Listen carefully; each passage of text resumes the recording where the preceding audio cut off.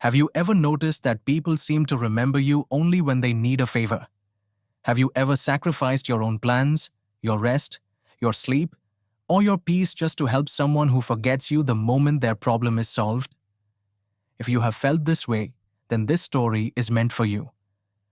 In a quiet little town surrounded by endless green fields and old brick houses, there lived a man named Daniel. Everyone in town knew him.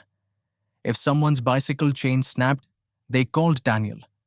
If heavy boxes needed carrying, they knocked on Daniel's door. If someone felt lonely and needed company, they went straight to Daniel's house. He never refused.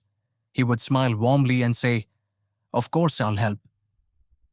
He truly believed that serving others made him a better human being. People admired him. They praised his kindness. But slowly, without even realizing it, Daniel's life stopped belonging to him. His garden stayed half-cleaned. His windows remained cracked. His roof needed fixing. His own problems kept piling up. Yet instead of repairing his own life, he was out in town solving everyone else's. Every night he returned home exhausted, covered in dust and sweat. His mother would look at him with worried eyes and say, "Daniel, my son, you help everyone. But why does no one help you?" Daniel would offer the same gentle smile and reply, "It's okay, Mom. One day, they'll remember my kindness." But that day never arrived. One evening, dark clouds gathered, and strong winds began sweeping across the town. People rushed to secure their belongings before the storm struck. Daniel ran outside too, not to protect his own home, but to help his friend Oliver, whose tools were still scattered outside. Together they worked quickly, covering equipment and moving things into the shed. Meanwhile, Daniel's own garden furniture remained exposed. His plants were left uncovered. His wooden boxes stayed open. Then the storm came. Heavy rain poured down. Fierce winds tore through the streets. By the time Daniel finally returned home, most of his garden was destroyed. He sat quietly on his front steps, rain dripping from his face, staring at the muddy wreckage that had once been his peaceful sanctuary. His mother placed a warm towel over his shoulders and said softly, "Daniel, today you saved everyone's belongings, except your own." Daniel didn't respond, but something inside him cracked.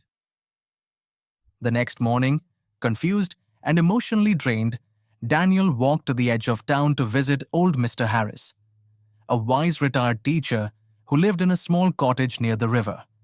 Sitting beside him, Daniel sighed and said, "Sir, I don't understand what I'm doing wrong. I help everyone, yet I feel empty. I'm tired, not from work, but from people. Why does my kindness feel like it's hurting me?" Mr. Harris watched the river flow calmly and said, "Daniel, look at this river. It nourishes trees, animals, farms, and birds. But when heavy rain makes it overflow and it loses its direction, what happens?" Daniel thought for a moment.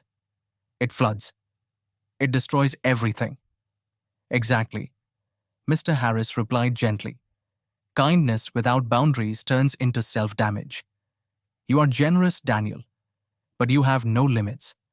You run everywhere for others, yet nowhere for yourself. You think saying no is wrong, but sometimes saying no is the most honest act of self-respect." He continued, "For the next 7 days, don't say yes right away. When someone asks for help, pause and ask yourself, will this cost me my peace, time, or energy?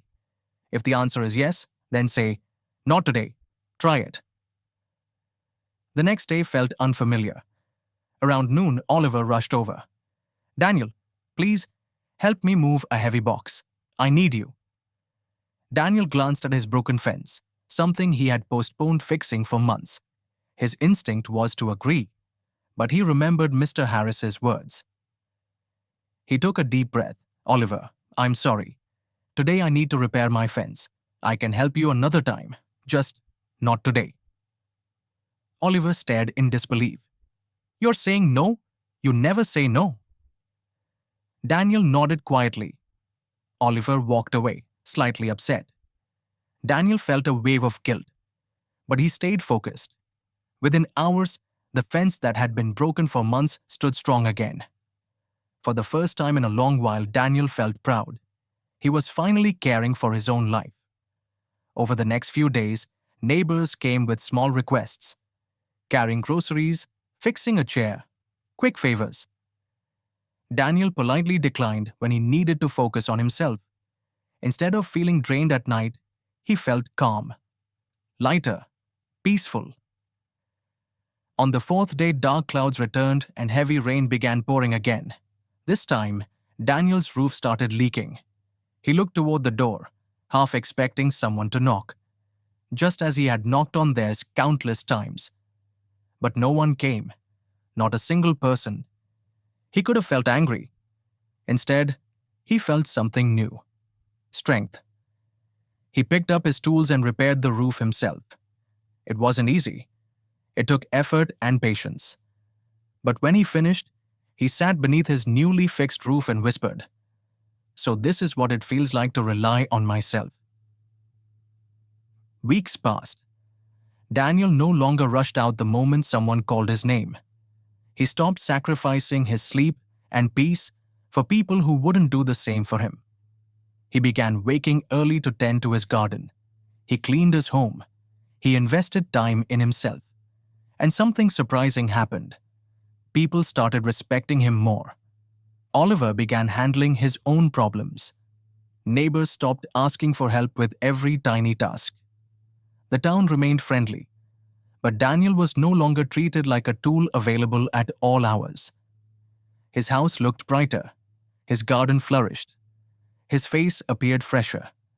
And for the first time in years, he laughed without exhaustion behind it. He was no longer the man who was endlessly available. He became the man who valued himself.